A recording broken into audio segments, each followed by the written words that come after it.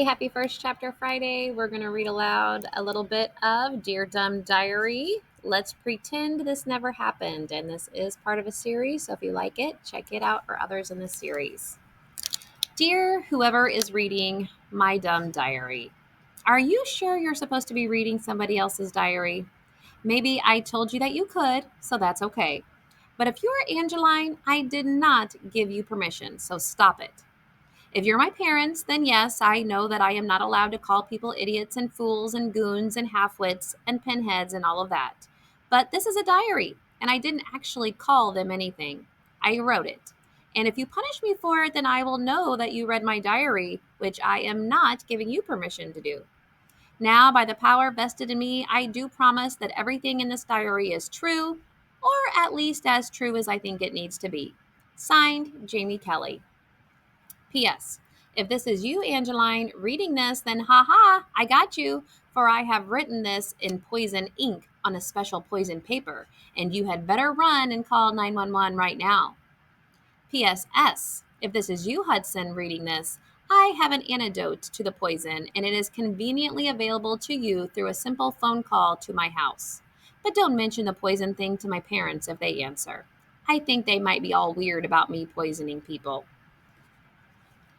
Monday. Dear Dumb Diary, I was out playing with my beagle, Stinker, this afternoon, and I was doing that thing where you pretend to throw the ball and then don't throw it, and Stinker starts running for it until he realizes you didn't throw it at all. Usually I only do it 2 or 3 times, but today I guess I was thinking about something else, because when I finally realized that I hadn't thrown the ball yet, I had probably done it about 140 times. Stinker was a little bit cross-eyed and foamy, and he wouldn't come back in the house for a long time. I wonder if dogs can hold a grudge. Tuesday. Dear Dumb Diary, I think I was very nearly nicknamed today, which is almost the worst thing that can happen to you in middle school. I was eating a peach at lunch, and another peach fell out of my bag onto the floor. And Mike Pinsetti, who only breathes through his mouth, was standing there, and he said, "Hey, Peach Girl."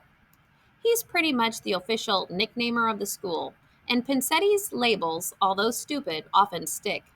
Don't believe me, diary? Just ask old Butt Butlington, who was one of Pinsetti's very first nicknames. I don't even know his real name. Nobody does. He's been called Butt Butlington for so long that his mom actually calls him Butt by accident one time when she dropped him off at school. "Bye, Butt Butlington," she said. Then, when she realized what she had done, she tried to make it better by following up with, "We're proud of you." Back to my peach story. I picked the backstabbing fruit up real quick. I thought nobody had heard Pinsetti, which pretty much cancels out a nickname. But then this adorable musical laughter that sounds like somebody is tickling a baby by rubbing its tummy with a puppy comes from behind me. When I turn around, I see it's none other than Angeline, who was probably evilly committing this nickname to memory. It's only a matter of time before I have to start signing my homework as Peach Girl. Wednesday. Dear Dumb Diary, today, Hudson Rivers, eighth cutest guy in my grade, talked to me in the hall. Normally, this would have no effect on me at all, since there is still a chance that cute guys 1 through 7 might actually talk to me one day. But when Hudson said, "Hey," today, I could tell that he was totally in love with me and that I felt that I had an obligation to be irresistible for his benefit. So, just as I'm about to say something cool back to Hudson, maybe even something really cool, we'll never know for sure now, Angeline comes around the corner with her jillion cute things dangling from her backpack and intentionally looks cute right in front of his eyes. This scorpion like behavior on her part made me forget what I was going to say. So the only thing that came out of my mouth was a gush of air without any words in it. Not like this mattered because he was staring at Angeline the same way Stinker was staring at the ball a couple days ago. It was pretty obvious that all of his love for me was squirting out of his ears all over the floor. Ask Isabella if you don't believe me. She was standing right there. And as if that wasn't vicious enough, get this. He says to Angeline, "Wow, is that your lip smacker I smell? Choco mint? It's great." Angeline stops for just a second and looks right at Isabella and me. Then she says to Hudson, "Yeah, it is." And her radiant smile freezes him in his tracks. Frankly, I think that is just rude and obscene to have teeth wide enough to hurt and maybe permanently damage the eyes of onlookers. In case my children are reading this years from now, this is the exact moment Angeline stole your father, Hudson, from me, and it is her fault that now your last name is Rumpelstiltskin or Schwarzenegger or Butlington. Here's the thing. Isabella is the only girl in the entire school who uses Choco Mint Lip Smacker. It's the grossest flavor they ever made, but she needed her very own unique lip smacker flavor, and so she settled on the only one nobody else likes. All the girls know it's hers. Even Angeline knows it. So, Dumb Diary, let's see that scene again in slow motion. Suddenly, in one swift move, Angeline had stolen my future prom date, boyfriend, husband, and Isabella had lost her signature lip smacker scent. Isabella would rather wear her grandma's giant bottom pants to school than let anyone think she is copying Angeline. I suppose I could have said something, but I knew that Angeline had the Peach Girl nickname loaded in her imaginary slingshot of pure wickedness and was ready to let me have it right in front of Hudson. I was powerless. Of course, Dumb Diary, you understand that I'm destroyed. What you may not fully appreciate is the impact this scandalous event is having on Isabella.